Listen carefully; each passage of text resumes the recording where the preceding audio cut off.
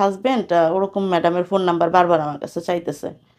তারপর আমি এটা নিয়ে আমাদের মধ্যে একটু কথা কাটাকাটি হয়। তো উনি বলতেছে হাসব্যান্ড বাহিরে থাকে তো হয়তো উনার অনেক সমস্যা থাকতে পারে।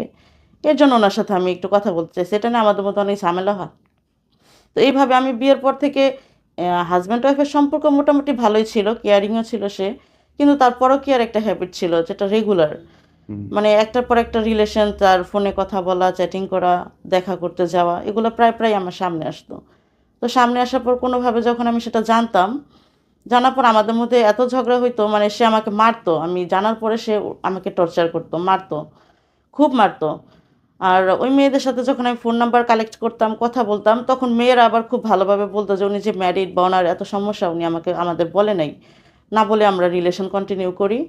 তো মেয়েগুলা আসলে বরাবরই মেয়েগুলো এত ভালো ছিল যে আমাকে অনেক মানে সহযোগিতা করছে। তারা ওই পথ থেকে সরে আসছে।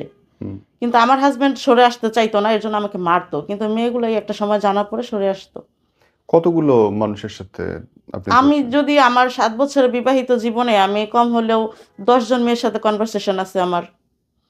যে ১০ জন মেয়ে আমি তার সাথে কথা বলছি, তাদের সাথে আমার তাদের যোগাযোগ